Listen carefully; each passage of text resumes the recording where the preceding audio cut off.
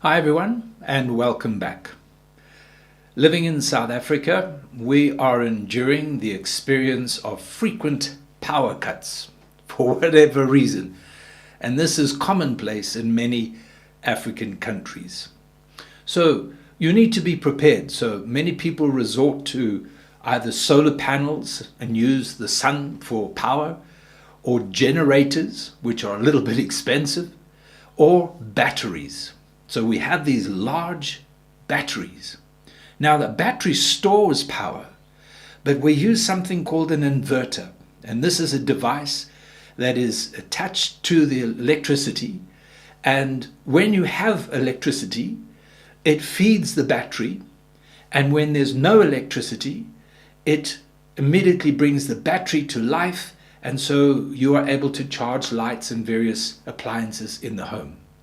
So in other words, this inverter is constantly feeding the battery. When there's power, it keeps the battery levels up. When there's no power, it's maintaining the outflow of the battery. So it's a system that works, and it's a blessing. But you know, it reminded me the other day of Christians, because when there's no inverter, the battery gets flat. And so it's great when the battery is full of power and energy and you can have the appliances and everything's working. But the moment there's no life in that battery, you're in serious trouble. You're going back to candles and matches. Why? Because the battery's empty. And you see, Christians, many Christians, they live on past experiences. They live on the faith of yesterday. But our Christian walk is like a battery. We can't just survive on past experiences and what God did yesterday and the way God spoke last year and so on.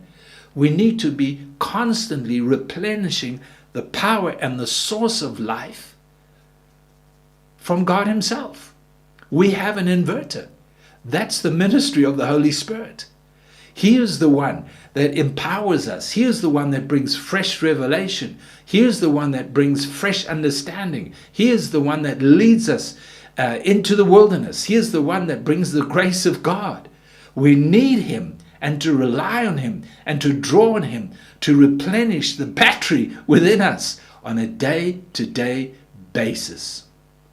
You see, Jesus said we have enough situations in today to worry about. Don't worry about tomorrow or yesterday. I need faith for today. Paul says I'm fighting the good fight of faith. When? It's today. Every day.